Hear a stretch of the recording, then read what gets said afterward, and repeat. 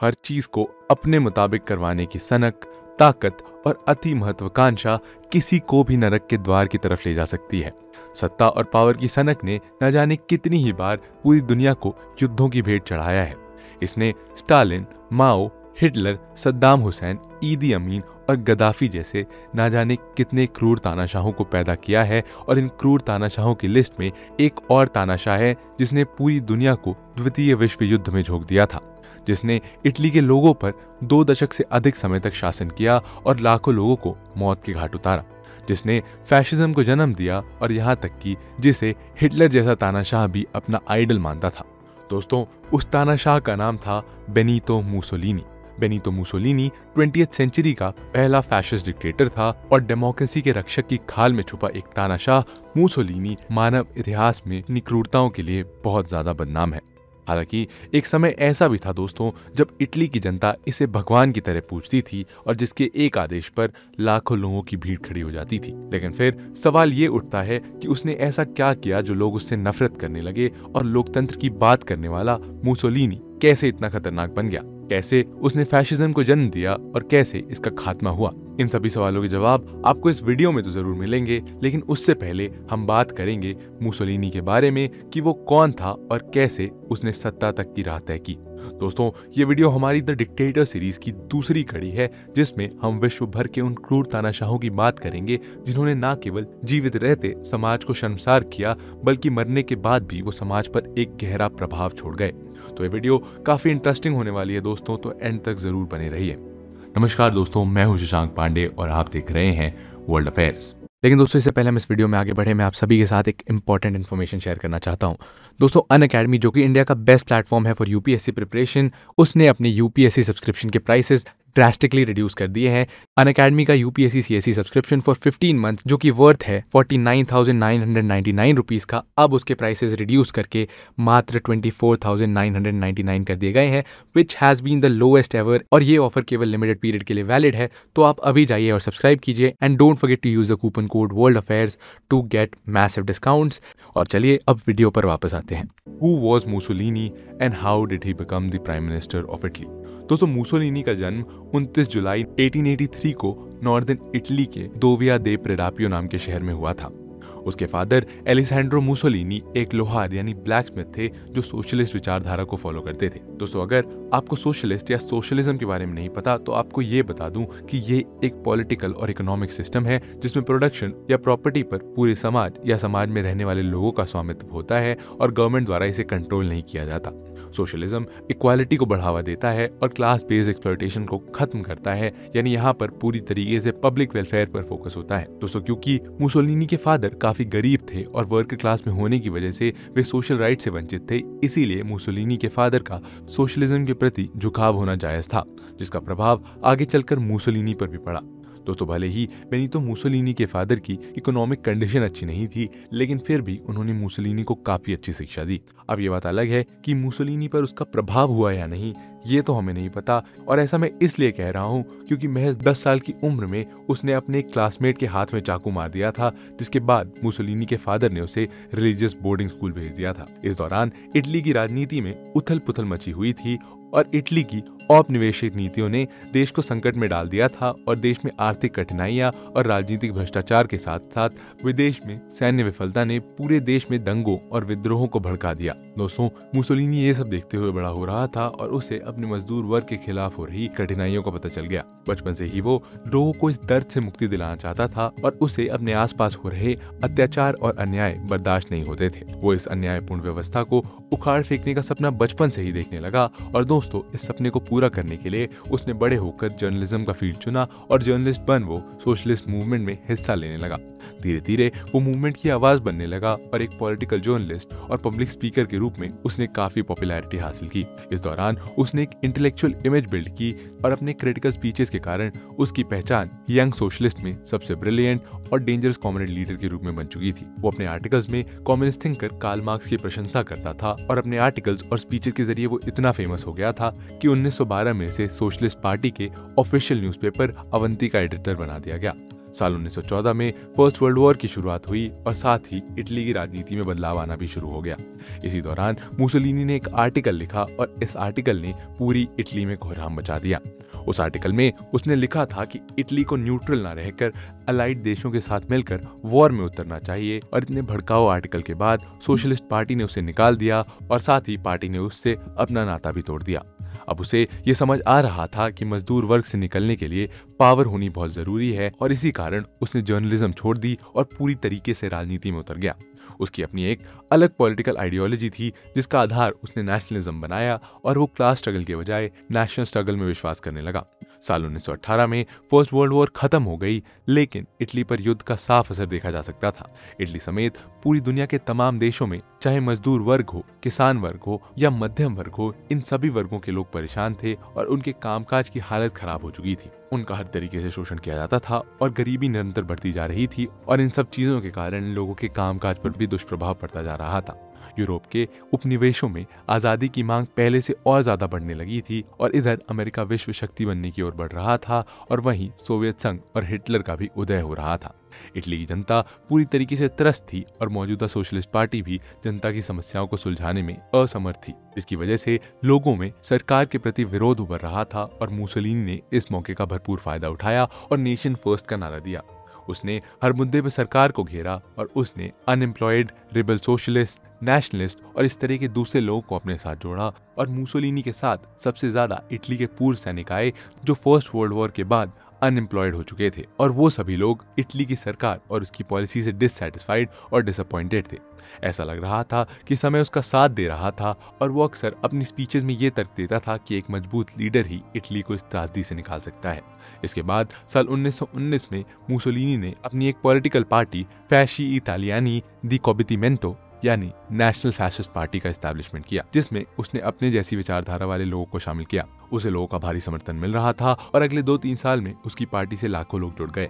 1921 तक मुसोलिनी ने Italian chamber of deputy का इलेक्शन जीत लिया था, लेकिन इस सफलता के बावजूद वो इलेक्टोरल प्रोसेस से डिसअपॉइंटेड था, क्योंकि वो पार्लियामेंट्री सिस्टम में काम ही नहीं करना चाहता था। इसीलिए उसने सत्ता पर कब्जा करने का डिसीजन लिया और सीधे सीधे सत्ता को ललकारा। 24 अक्टूबर 1922 के दिन इटली की राजनीति में एक नाटकीय परिवर्तन तब आया जब अपने हजारों सपोर्टर्स के सामने मुसोलिनी ने एक स्पीच दी। उस स्पीच में उसने सीधे इटली के तत्कालीन प्राइम मिनिस्टर लुगी फैक्टा को अलर्ट भरे अंदाज में कहा कि या तो हमें सरकार दे दी जाए या फिर हम रोम पर मार्च करके उस पर कब्जा कर लेंगे। ऐसा कहने के कुछ दिन बाद ही उसने 27 और 28 अक्टूबर 1922 की रात को प्राइम मिनिस्टर लुगी फैक्टा के इस्तीफे की मांग करते हुए 30,000 फैशिस्ट लोगों को लेकर रोम पर धावा बोल दिया। हालांकि प्राइम मिनिस्टर लुगी फैक्टा को इन सभी प्लानिंग के बारे में पता था, लेकिन वो किसी भी तरीके से इसे रोकने में कामयाब नहीं हो सके।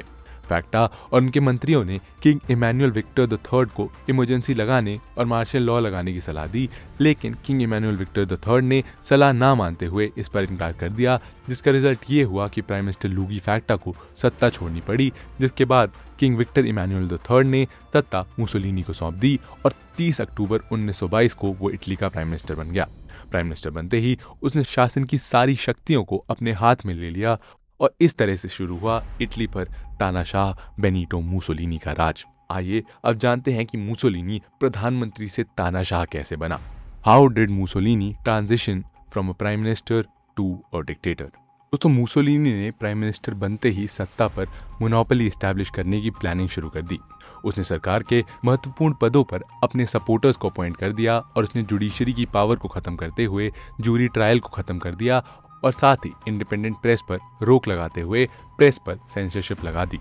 वो अपने खिलाफ उठने वाली हर आवाज को पावर के दम से दबा रहा था और उसने एजुकेशनल इंस्टीट्यूशंस की आज़ादी छीन ली और स्कूल्स में फैशिस्ट प्रिंसिपल्स के अकॉर्डिंग सिलेबस लागू कर उसने फैशिज्म पढ़ाना मैंडेटरी कर दिया। इस तरह वो सत्ता पर अपनी पकड़ मजबूत कर रहा था और साल 1923 में उसने पार्लियामेंट में एक नया लॉ लाया जिसका नाम था असर्बो लॉ।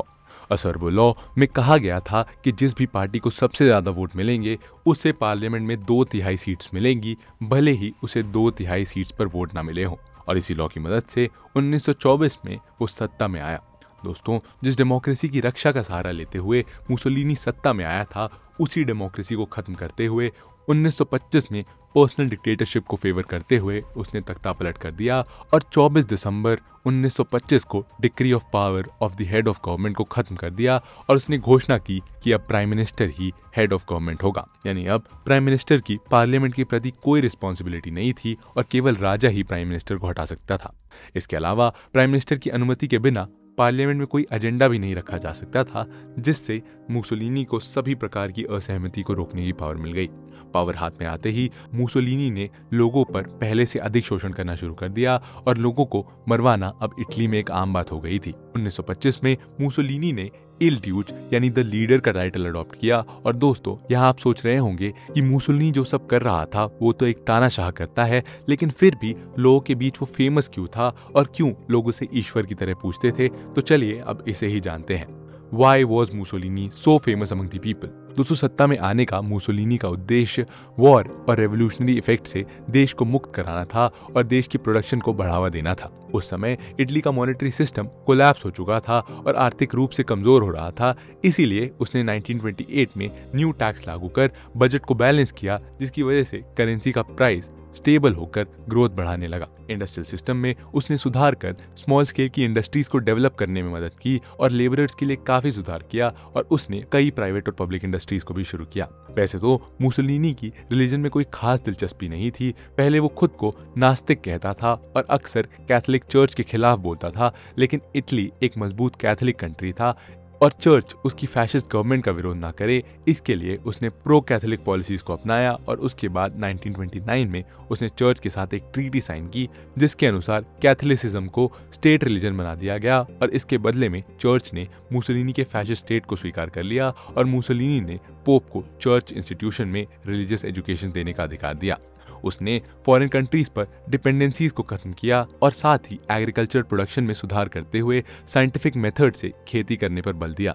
मुसोलिनी ने देश के बच्चों में राष्ट्रीयता का भाव कूट कूट कर भरने के लिए उसने 8 से 14 साल के बच्चों के लिए बालीला और अवानगार्दिसा नाम की 2 यूथ ऑर्गेनाइजेशन का एस्टैब्लिशमेंट किया और इसमें बच्चों को फैशिस्ट बनने की ट्रेनिंग दी जाती थी। यहाँ से निकलकर बच्चे फैशिस्ट पार्टी के मेंबर्स या सोल्जर्स बनते थे और मुसोलिनी अपने इन्हीं रिफॉर्मिस्ट पॉलिसीज के कारण फेमस हो गया था।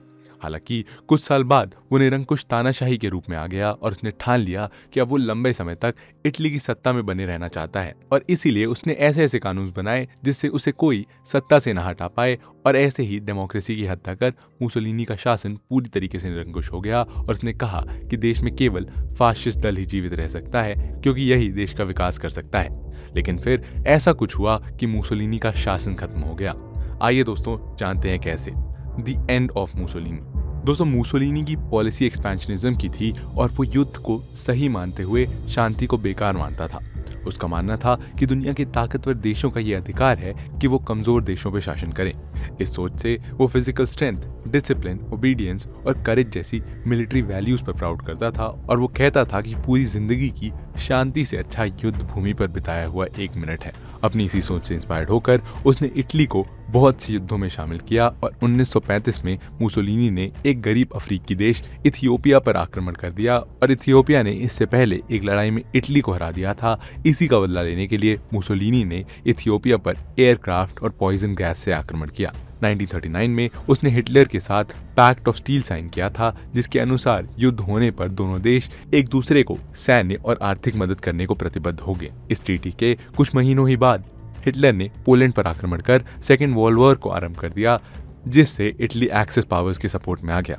ट्रीटी के अनुसार मुसोलिनी ने जर्मन तानाशाह हिटलर का साथ दिया और शुरू में तो युद्ध में हिटलर और मुसोलिनी की जीत हुई, लेकिन बाद में इन्हें हार का सामना करना पड़ा। ग्रीस में मुसोलिनी की बुरी तरीके से हार हुई और युद्ध में मुसोलिनी ने अपने 2 लाख सैनिकों को हिटलर के समर्थन में सोवियत के खिलाफ लड़ने भेजा था, लेकिन युद्ध में कठोर सर्दी और सोवियत गुरिल्ला लड़ाकों द्वारा इन सभी सैनिकों को मार दिया गया। इसके बाद 1943 तक ब्रिटिश, अमेरिकी और बाकी एलाइड देशों ने मिलकर मुसोलिनी की सेना को उत्तरी अफ्रीका में हरा दिया और सिसिली पर कब्जा करते हुए रोम पर बम गिराना शुरू कर दिया। ऐसे में इटली की जनता मुसोलिनी के खिलाफ हो गई, क्योंकि युद्ध की वजह से इटली में फिर से महंगाई, भ्रष्टाचार और बेरोजगारी बढ़ने लगी। लोगों में उसके युद्ध के फैसले को लेकर काफी सवाल उठने लगे और ऐसे में उसने अपनी ही पार्टी का विश्वास खो दिया। आखिरकार 1943 की 25 जुलाई को इटली के राजा विक्टर इमैनुअल III ने मुसोलिनी को सत्ता से हटा दिया और इसके तुरंत बाद इटली की पुलिस ने उसे गिरफ्तार कर लिया। हालांकि वो ज्यादा दिनों तक जेल में नहीं रहा और 2 महीनों बाद ही हिटलर की मदद से जेल से भाग निकला और उसने जर्मनी के कब्जे वाले नॉर्थ इटली में एक कॉम्पिटिटिव इटालियन गवर्नमेंट को एस्टैब्लिश किया, जिसे इटालियन सोशल रिपब्लिक या सालो रिपब्लिक के नाम से जाना जाता था। देखा जाए तो ये कंट्री एक जर्मन पपेट स्टेट थी और सेकेंड वर्ल्ड वॉर के खत्म होने के साथ ही हिटलर की हार पक्की हो चुकी थी और अप्रैल 1945 में सोवियत संघ और पोलैंड की सेना ने जर्मनी के बर्लिन पर कब्जा कर लिया था। इसके बाद हिटलर को वहां से भागना पड़ा और हिटलर की सेना ने हथियार डाल दिए। ये खबर जब मुसोलिनी को मिली तो वो घबरा गया और उसे लगा कि अब उसे जल्द ही सोवियत यूनियन गिरफ्तार कर लेगी और इसी कारण वो इटली छोड़कर भागने की कोशिश करने लगा। 17 अप्रैल 1945 को वो इटली के सालो रिपब्लिक से निकलकर मिलान पहुंचा और यहाँ से वो स्विट्जरलैंड जाने वाला था। 27 और 28 अप्रैल की रात को वो अपनी गर्लफ्रेंड क्लैरेटा पेटाची और 16 खास सैनिकों के साथ स्विट्जरलैंड की तरफ भागा, लेकिन स्विट्जरलैंड पहुंचने से पहले ही इटालियन पार्टिसंस ने उसे पकड़ लिया और 28 अप्रैल 1945 को मुसोलिनी और उसकी गर्लफ्रेंड क्लैरेटा पेटाची और उसके साथ ही 16 सैनिकों को एक झील के करीब ले जाया गया और वहां इन सभी को गोली मार दी गई। बता दें कि मुसोलिनी ने दूसरे विश्व युद्ध की शुरुआत में कहा था कि अगर मैं लड़ाई के मैदान से पीछे हटूं तो मुझे गोली मार देना, और आखिर में इटालियन पार्टिसंस ने वही किया। अगली सुबह 28 अप्रैल को इनकी लाशों को मिलान शहर के पियाज़ा ले लोरेटो स्क्वायर पर फेंक दिया गया और इटली के लोगों में मुसोलिनी के प्रति इतनी नफरत थी कि लोगों ने उसके चेहरे पर इतने पत्थर मारे कि उन्होंने उसकी शक्ल को पूरी तरीके से खराब कर दिया, इतना कि उसे अब पहचाना भी नहीं जा सकता था।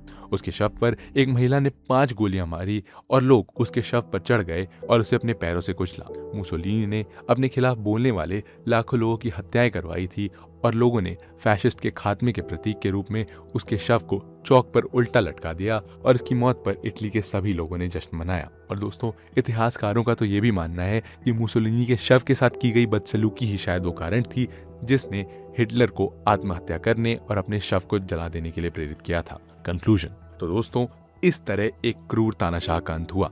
मुसोलिनी ने 1922 से लेकर 1943 तक लगातार 21 सालों तक इटली पर राज किया और वो इटली के इतिहास में सबसे कम उम्र महज 40 साल में प्रधानमंत्री बन गया था, लेकिन अपनी तानाशाही के कारण उसने सब कुछ बर्बाद कर दिया।